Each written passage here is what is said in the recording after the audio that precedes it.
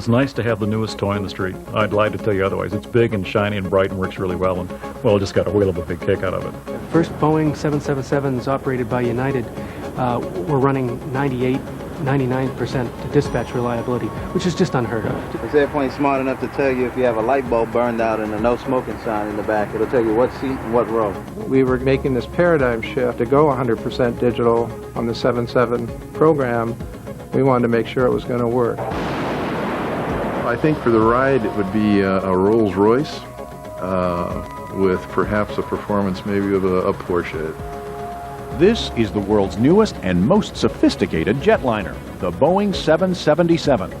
Even though this airship looks pretty much like all others, in many ways it represents a monumental shift in the way airplanes are designed and built. Hoping that this plane will come to dominate the next several decades, Boeing has dubbed it the 21st Century Airliner.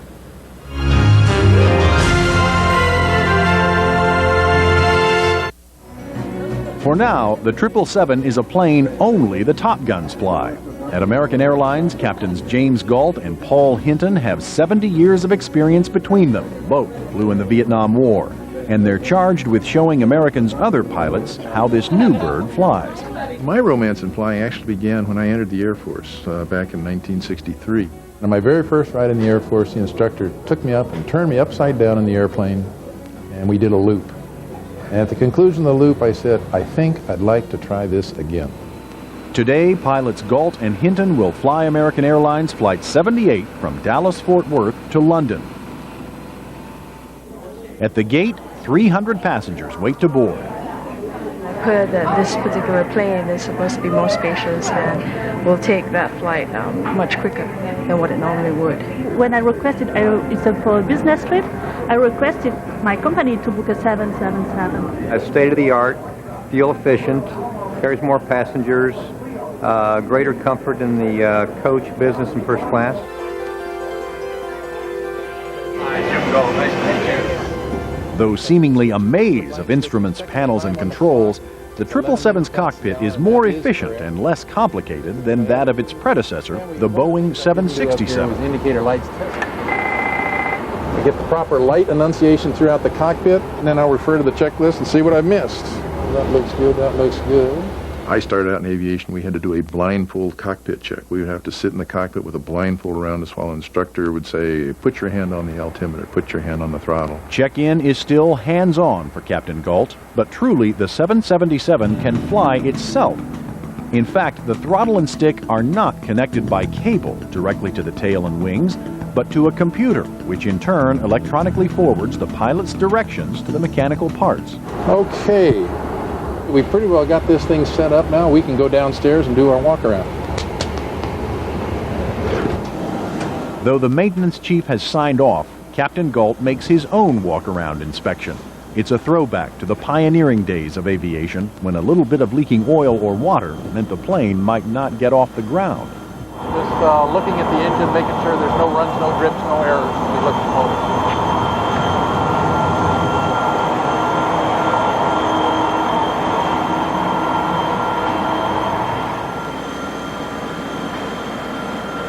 We got her. Got 3 signatures on it, today's date, good to go. All right, thank you kindly, appreciate it. This $100 million flying machine has 3 million parts, all of which must work in perfect harmony. The 777's wings have an area of 570 square yards and span 200 feet, 40 feet longer than the Wright brothers' first flight. Okay, what we're looking at in here now, we've got 6 wheels. We want to check the conditions of the tires. We want to make sure that we have enough brake wear. They go from being stationary to 150 miles per hour in the blink of an eye.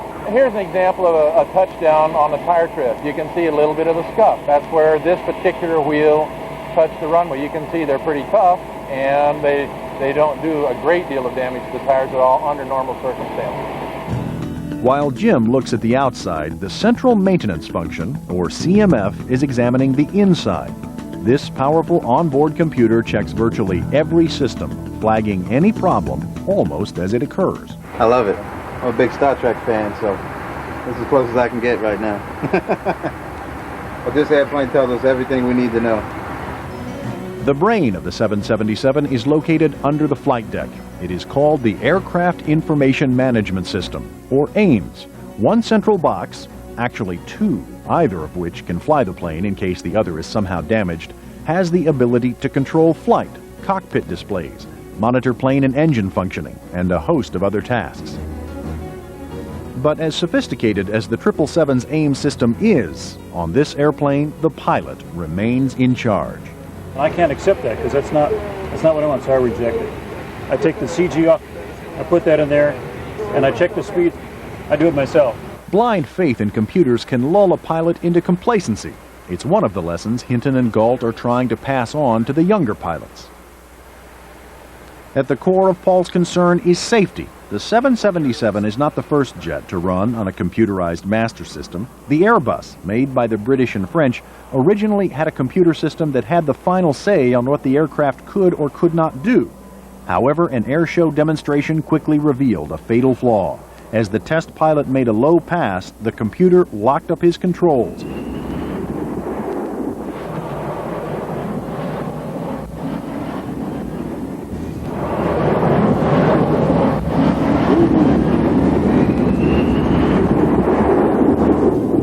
Oh yeah!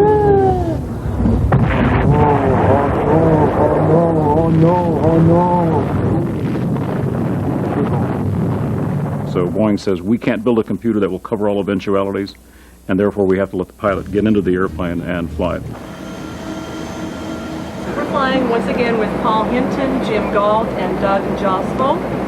Our flying time today will be 8 hours and 43 minutes at an altitude of 37,000 feet. Chief Purser Patricia Grace, a 30-year veteran of American Airlines, is conducting her pre-flight briefing for the 14 flight attendants working this trip. Number 12, Himania.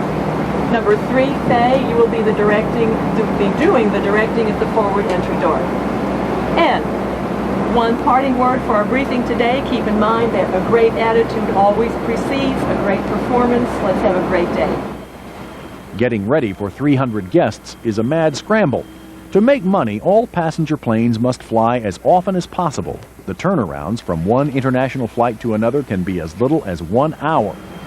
It takes an army of 40 people to get the 777 ready for today's transoceanic flight. This is something you like to see. The 777's soaring wings hold 44,000 gallons of jet fuel.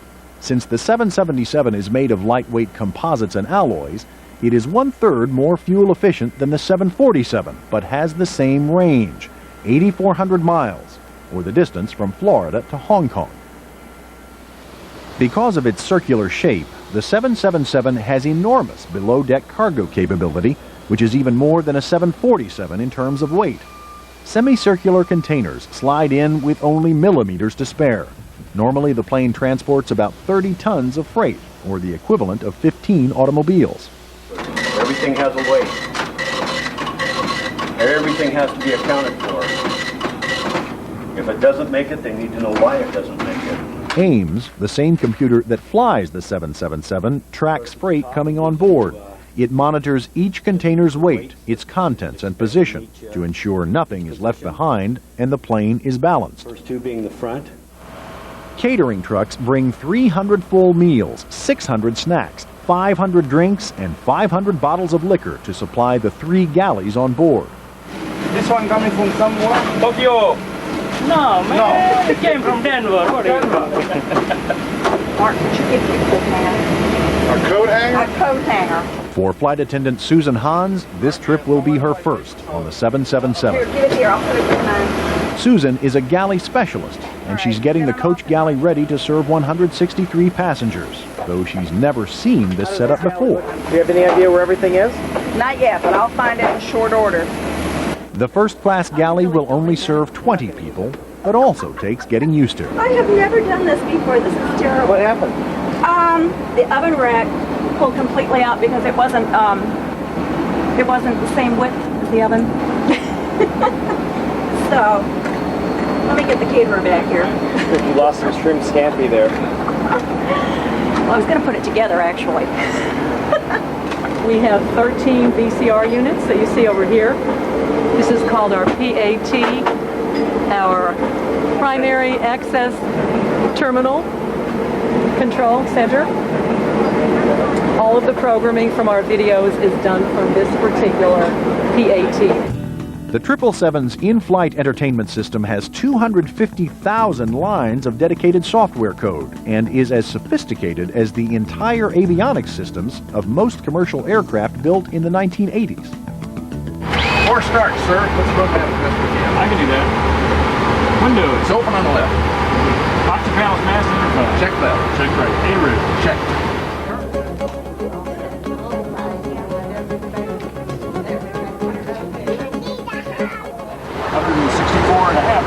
Release fuel is 164.5. I see 164.5. Set 164.5 and check.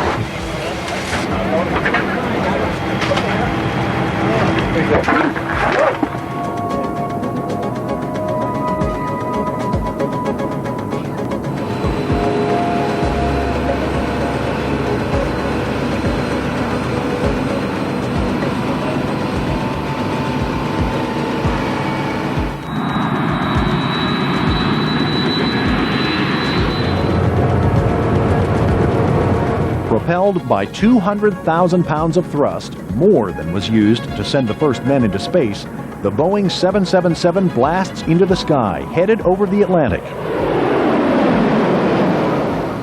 With 250 airships flying for 23 airlines and 180 on order, the 777 still qualifies as a brand new plane. But a brand new plane takes more than a decade to build.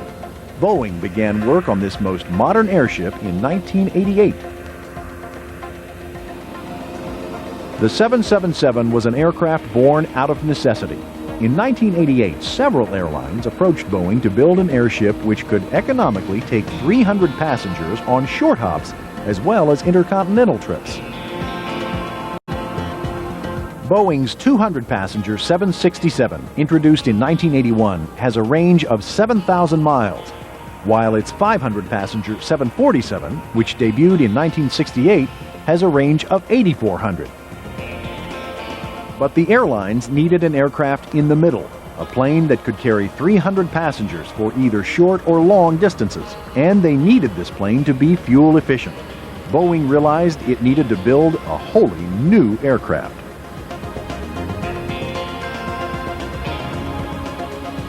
To do this, Boeing's facility in Everett, Washington had to be dramatically expanded to provide for 2 777 production lines. 2 years and $1.5 billion later, the facility was ready.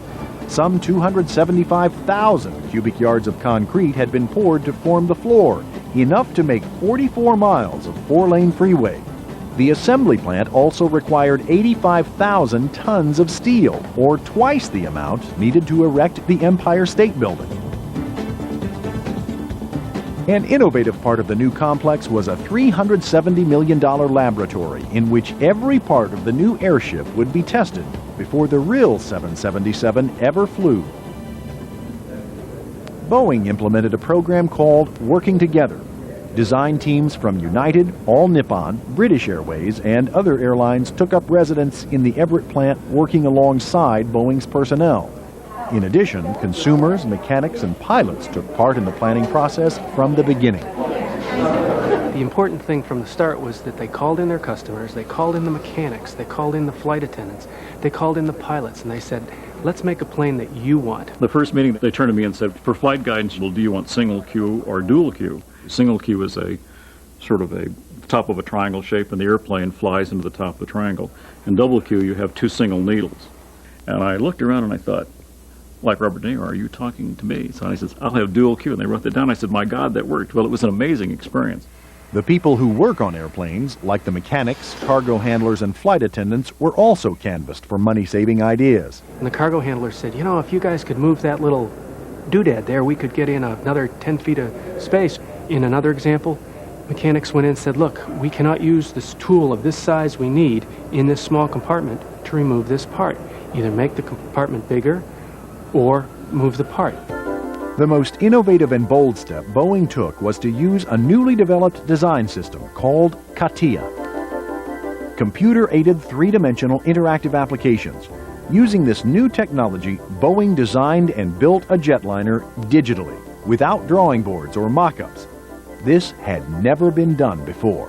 We were going from the old 2D drafting board kind of technology to a totally new way of designing and building airplanes. CATIA allowed designers to move parts around in the computer as if they were real. Using this program, engineers could work with a part before it was made. When you look at something in 3D, it's the way you really look at an object. And the other big advantage that we have with CATIA is that it gives us the ability to look at different parts and how they fit together. And if they don't fit together, it identifies interferences. Parts that interfere with each other are one of the biggest problems facing airplane manufacturers. And we had to actually create an internal software that gave us the ability to look at thousands of parts. So when we created this software, it gave us the ability to fly through the airplane, identify those parts that had an interference, and to fix them. By creating a virtual hand, designers made sure that mechanics had room to reach every part requiring maintenance. The system allows you very high accuracy, up to a thousandth of an inch accurate. And it's really important with an airplane because any vibration or so forth is not good. Of course, even the most brilliant design tool is useless without skilled designers. The 777 sent Boeing on a literal hiring spree, unsurpassed in airline history.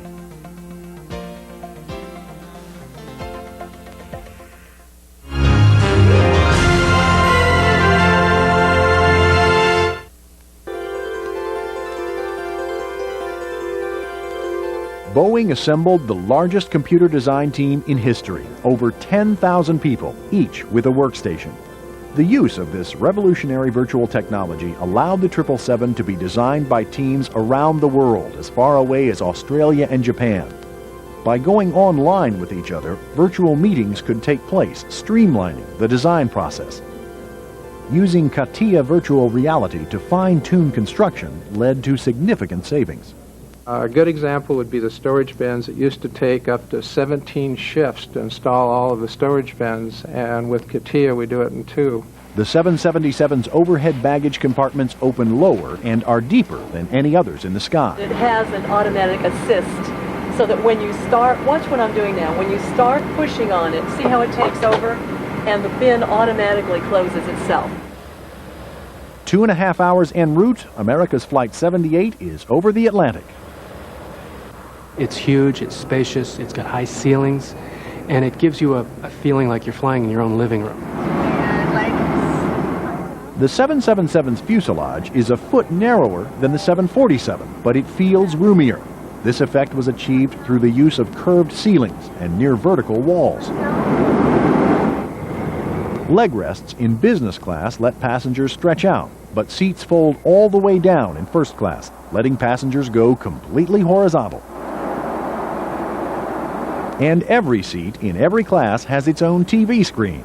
In the higher classes, the entertainment systems are more complex. Well, it's hidden. I had to find it first.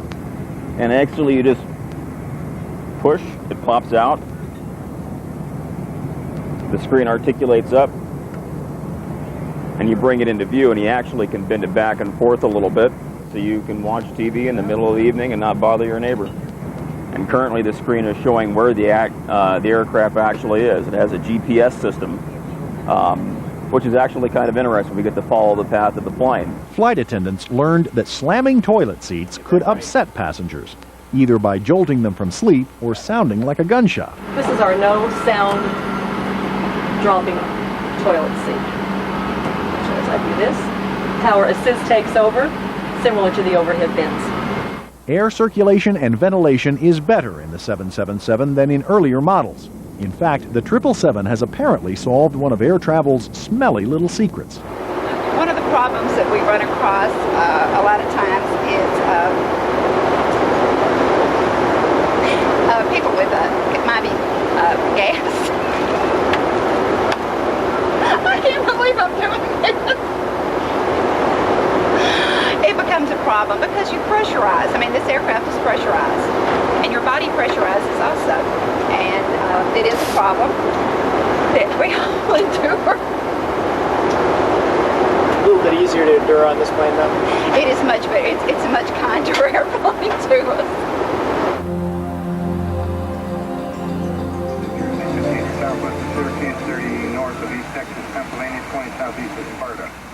Sometimes I feel it's too bad a passenger is denied the view we have through the front windows. One night we were flying and Venus was hanging like a little jewel from the top of the moon. It was so spectacular. Those are the things that stay in the memory bank forever. America's Flight 78, Dallas-Fort Worth to London, is about 2 hours from its destination. Having turned their ship over to trainee pilot Doug Joshua, for the moment pilots Hinton and Galt can relax. But the possibility of sudden danger is always present. Sometime in his or her career, every pilot is tested, as Jim Galt was when flying for an airline based in California a few years ago. The unscheduled rollovers of 737s that have made quite a bit of news lately. Well, I had one going into Reno. The airplane pitched up and rolled to the right, and I applied controls in the opposite direction, and the airplane continued to roll to the right. So in my mind, I was going to become a folk hero. I was going to roll the airplane until we could sort out why it was rolling. It finally responded to the pilot input to bring it back around to the left instead of continuing around to the right. And the airplane very slowly righted itself from about maybe, 110, 120 degrees of bank. It righted itself back to level again. That was a pretty exciting moment. I was taking an airplane from Lodges to Kenley, Bermuda, and the anti-icing system quit on the airplane. And there was a moment when the navigator came up and said, well, if it keeps up this way, we're going in the drink an hour and a half short of Kenley. And we called up rescue crews, which couldn't find us. And we descended to try and get the ice off the airplane. It wouldn't leave. So we sat there for about 2 hours looking at an airplane that we did not think was going to make it to Bermuda. It ultimately did. And we didn't have a lot of gas left, but it did make it to Bermuda. Flight 78 meets the sun. It's time for breakfast. 20 first class, 56 business, and 163 coach breakfasts must be prepared.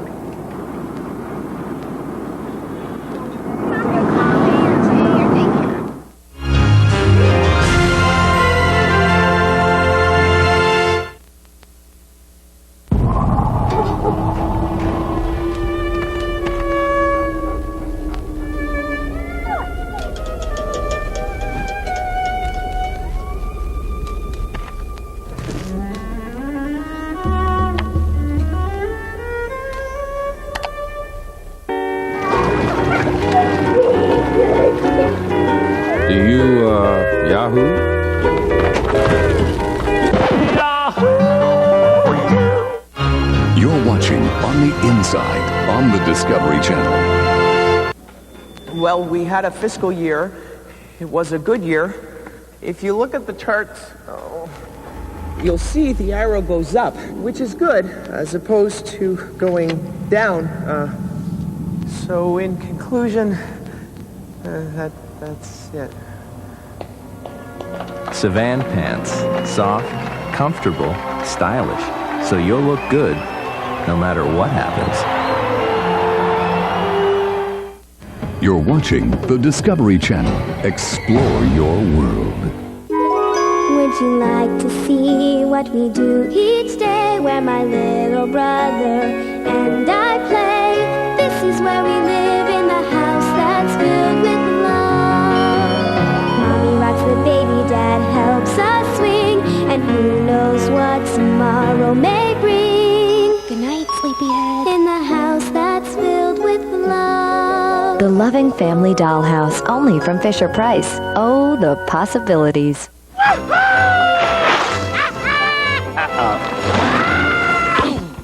Now we'll never get presents to all the boys and girls around the world. No toys? Sorry.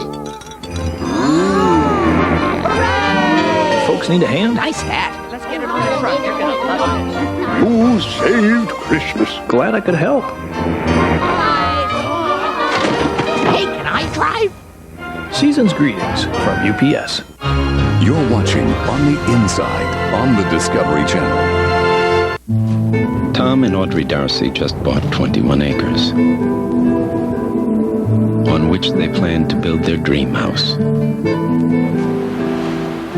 But if they could see a complete picture of all their accounts and assets, they'd manage their money differently, and they'd break ground a lot sooner.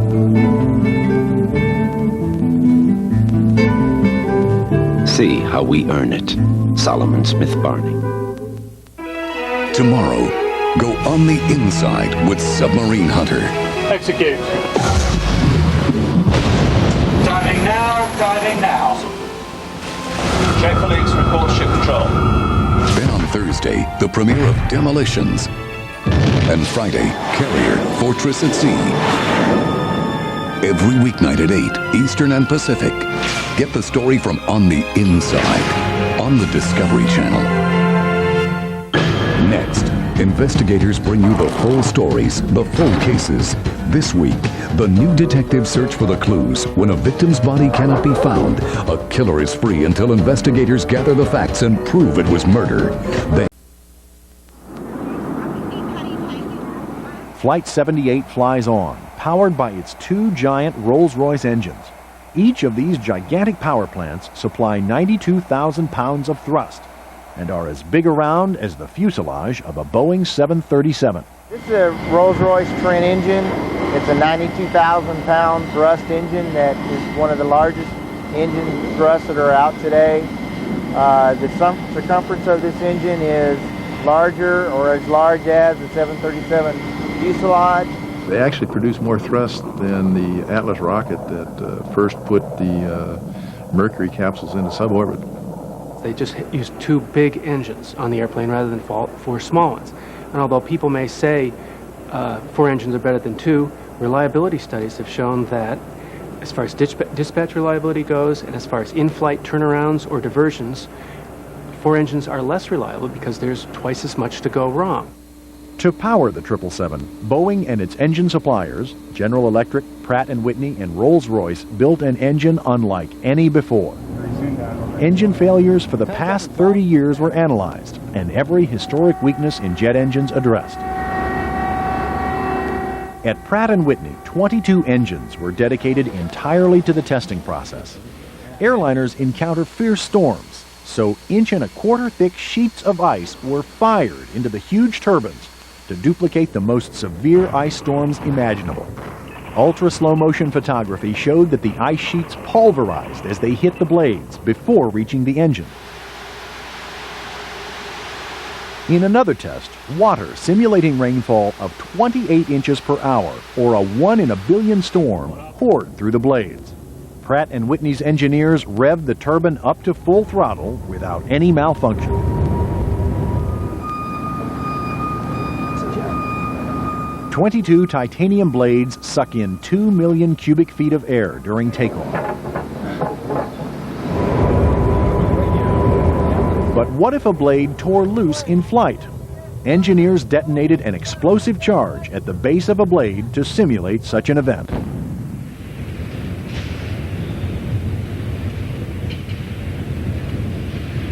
With the force of a car hitting a wall at 80 miles per hour, the blade rips into the containment ring around the engine. It bulges out as the blade makes its round, but remains intact.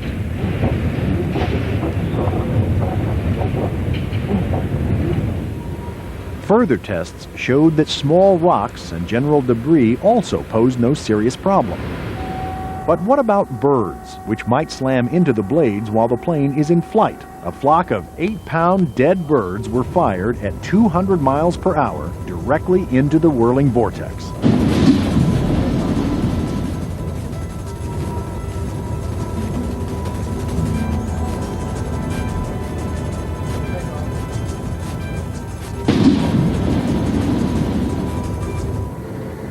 Each engine was run at top speed for 2,500 hours, the equivalent of 6,000 takeoffs and landings.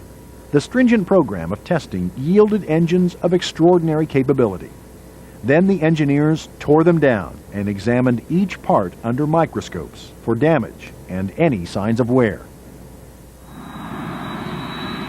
And the airplane can fly successfully on the power produced by one engine, even in a takeoff scenario where it's full of fuel, full of passengers, and going from a fairly slow speed halfway down the runway, it still can continue the takeoff. When we get the airplane and use it as we use it, we're not putting it anywhere near that sort of stress level. So the confidence level is extremely high. We're 6:37 London time in the morning. And we're about, a half an inch away from London. 8.5 hours after leaving Dallas, Flight 78 lands at Gatwick Airport, London. 100. Doug Joshua makes a flawless landing. It's a credit to Jim and Paul's expert instruction, but ironically, it's one of the last times the captains will touch down in their $100 million baby. The time to hand the torch over to a new generation of pilots is fast approaching. Super job. Super job. You do good work. And you're a pleasure to work with, too. Likewise. We got this, you old farts. This year, Jim Galt and Paul Hinton turned 60, the Federal Aviation Administration mandatory retirement age for airline pilots. In fact, when the 777 returns to Dallas after an overnight, it will be Jim's retirement flight, his last as an airline pilot. He's too young to retire.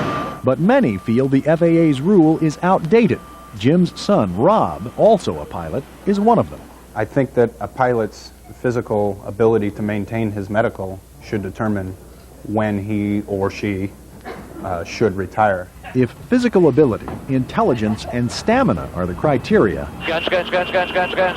just months ago, Jim Galt passed those tests with flying colors, and he engaged in a G3 Force lung-crushing dogfight with his son Rob high over the Pacific Ocean. Who came out Top Gun? Take it right straight up. Let it zoom a little bit, Jim. There he is. To a former fighter pilot like Jim Galt, there's nothing more exhilarating than a dogfight. Rob brought the challenge to his dad as a Christmas present. Fatal mistake. All right. Let him shut up and die like a man. We engaged in 5 fights. The score was 3-2. If he were telling the story, I'm sure he would say it was 3-2 in his favor. The score was 3-2, and I'll let him finish it. It was really 3-2 in my favor. Bring some G on now. Take it straight up. Now put him in the canopy. Top of the canopy. Roll, roll, roll, roll, roll, roll, roll, roll, roll, roll, roll, roll, roll, roll, roll, roll, roll. Guns, guns, guns, guns, guns, guns. Ladies and gentlemen, you saw it right there. We got the kill. Jim's obviously got the right stuff, but nevertheless, the return to Dallas-Fort Worth will be his last flight for a U.S. carrier.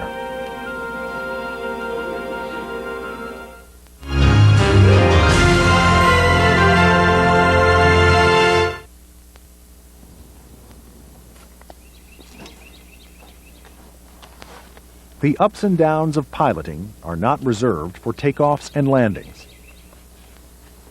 It keeps you away from home all the time, a high percentage of the time, and a lot of time in hotel rooms and eating strange food, and it gets tiresome. Anybody who travels will tell you that it gets tiresome. Like many pilots, long absences from home have led to divorces for both Paul and Jim. It seems like any time something goes wrong, you are on the road. The pipe breaks, the dishwasher won't work, the washing machine overflows, the car won't start. And invariably you get the phone call in the hotel room. There's not much you can do about it. Airline takeovers, mergers, and bankruptcies can put even an experienced pilot out of work. I have been through 4 different airlines, 4 different probationary periods, some very, very difficult times financially. At one point in my career, I was standing in line for food stamps. In the morning, after 39 years of flying, the dreaded moment arrives. This professional pilot's final flight. Thank you. We don't want to get them mad. No, we don't. Well, I don't. There's a little bit of fear, a little bit of anxiety perhaps, but I'm working with myself and trying to ready myself for the ultimate day when the final flight does occur, and I'm ready to move on to that next chapter. I will shed a tear, no doubt about it. I think he won't face retirement well, but I don't think I will either. 4 starts, sir.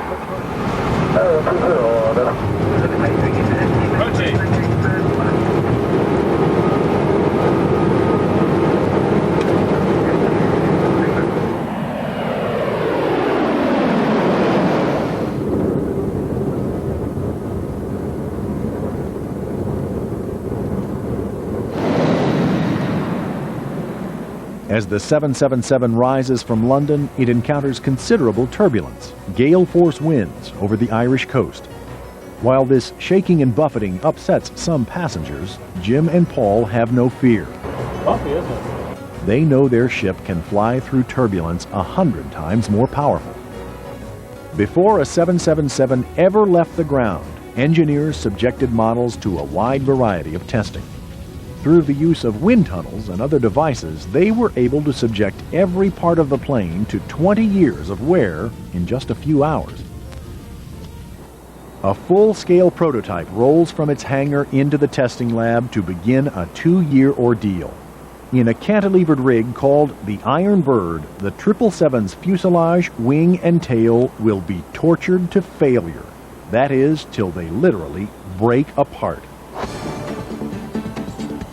Skilled workers bond tension pads or strain gauges to the prototype's surfaces. There are 4,000 sensors inside the rudder alone.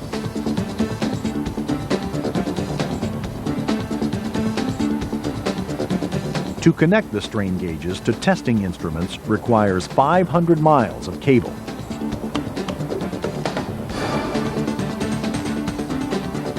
Under the scrutiny of Boeing and airline personnel, the testing program will last for 2.5 years.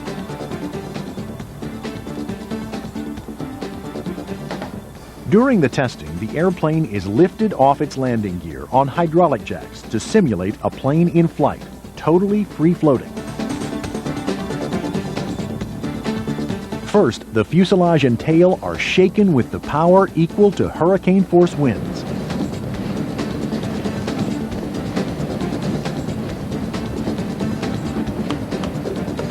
Then, giant pistons apply 500,000 pounds of uplift to each wing, a destructive force equivalent to that experienced during a straight-down dive from 35,000 feet, fully loaded. At the same time, the Iron Bird structure exerts 1,000,000 pounds of force in the opposite direction, preventing the fuselage from rising. With such massive opposing forces, it is only a matter of time before something gives. At 10 feet above horizontal, the wings hold firm. At 15 feet, the wings still hold.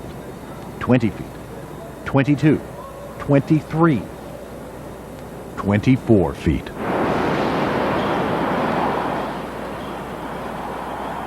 Finally, at 24 feet above horizontal, the right wing fails. Then, 20 seconds later, the left. This was as predicted, and at the exact stress point, the 25th rib.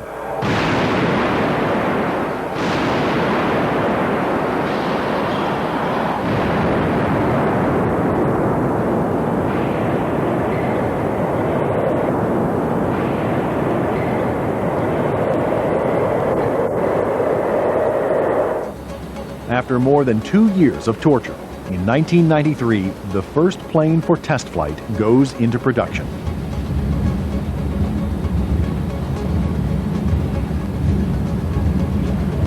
CATIA, the same computer system that ran the design, now oversees production. It fed construction data to the thousands of automated manufacturing machines building the new airliner.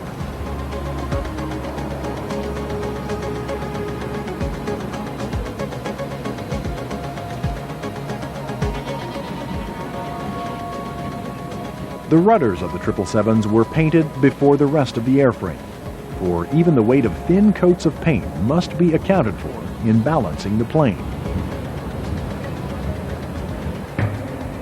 The six-wheel undercarriage has been put through 40,000 simulated takeoffs and landings in the Iron Bird.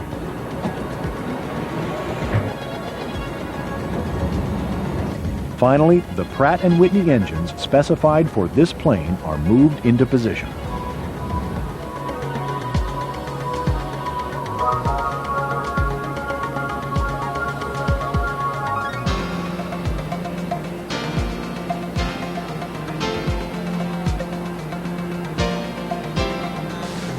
Then, it's off to the paint shed.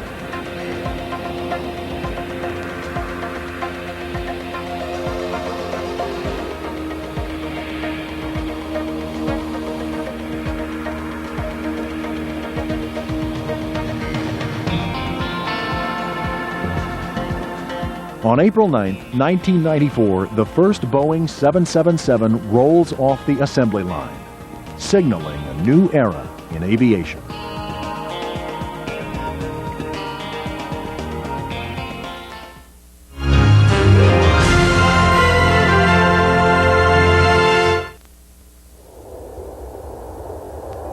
Over the next 2 years, from 94 to 96, the 777 is flight tested.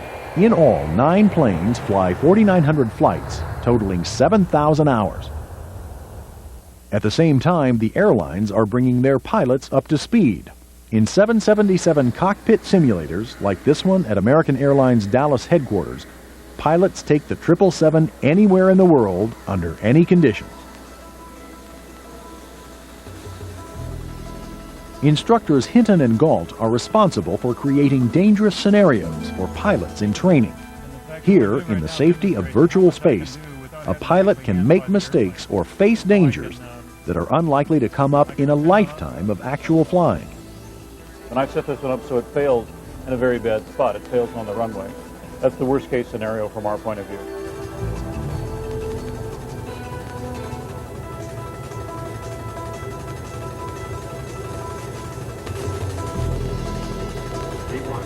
Rotate.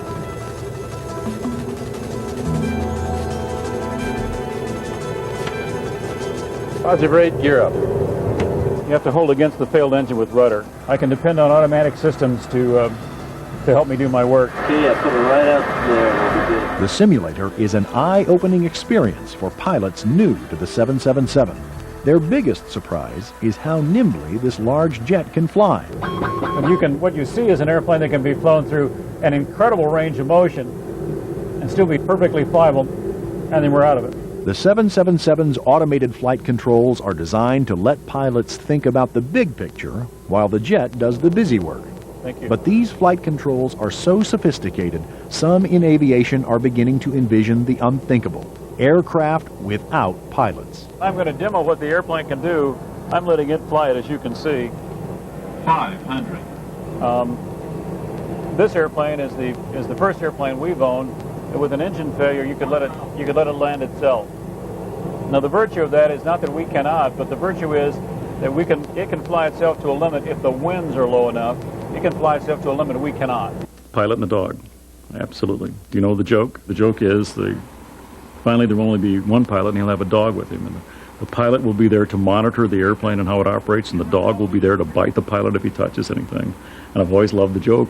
Somewhere downstream, we will come out of the equation. I think we will be there as a monitor. Somewhere downstream, our direct control over the flight path will disappear. When you look at the unmanned reconnaissance vehicles that more than one manufacturer are making now, when you look at the control of the profile for the space shuttle, for instance, it is obvious we have the capability to do those things. Someone on the ground will be sitting there doing what I've done in flight for years. They'll say, oh, there's a problem with the air conditioning system, let me fix that.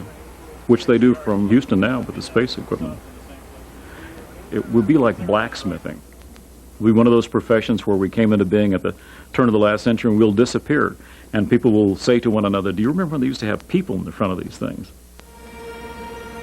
At 37,000 feet, 7 hours out of London, the airliner is over the U.S.-Canadian border.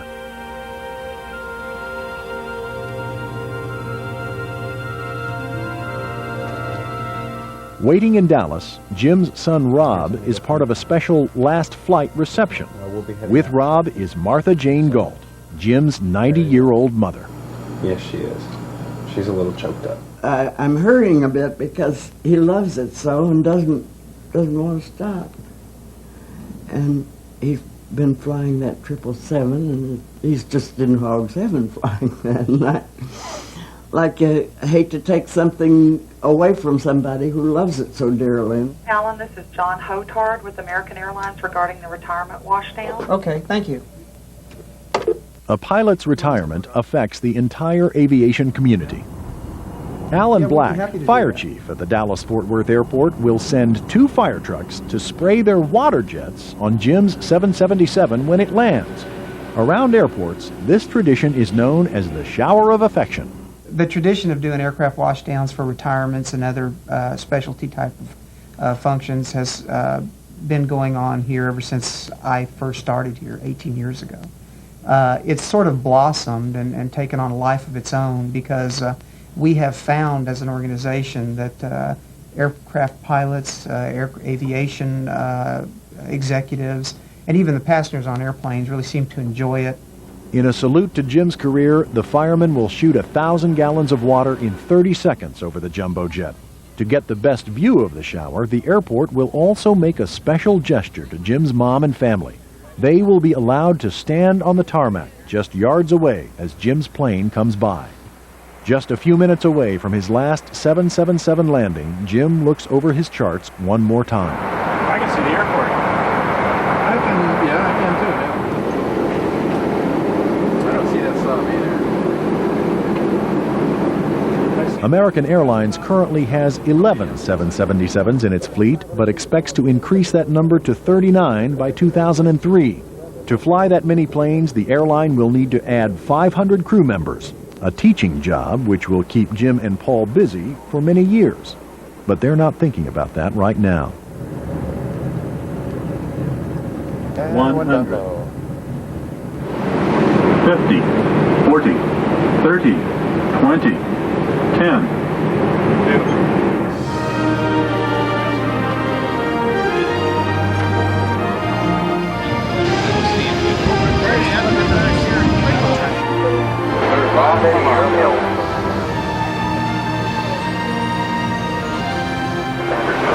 There they go.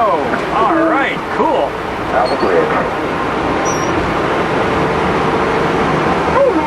I didn't know we'd been through today. Oh, look at that. Oh, there it goes. Oh, right.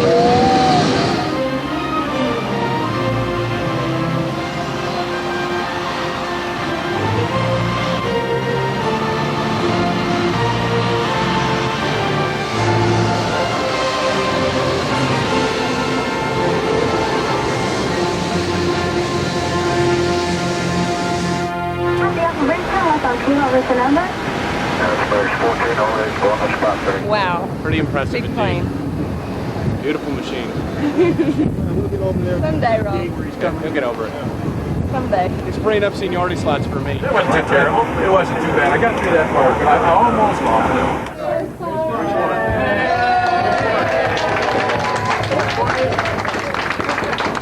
it. Just a few weeks from now, Paul Hinton will follow his friend Jim Galt into retirement. And for both of them, the life they have known for so many years will end. But the honor of flying the Queen of the Fleet, the Boeing 777, has been a special gift, for these captains were two of the first to pilot the jet of the 21st century. On a personal level for me, it was quite an honor and a privilege to be able to work on it. A culmination of a rather lengthy career that has had some curves and bends in it, but has certainly ended on a high note. It is the ultimate toy. We have the shiniest thing on the street. Everywhere we take it, people get a big kick out of it. We took the airplane to San Juan, we took it to London, we took it to some of the major cities for American Airlines, and people line up in lines to look at it, and we love to talk about it, and they love to talk about it. It has been amazing. It's been amazing.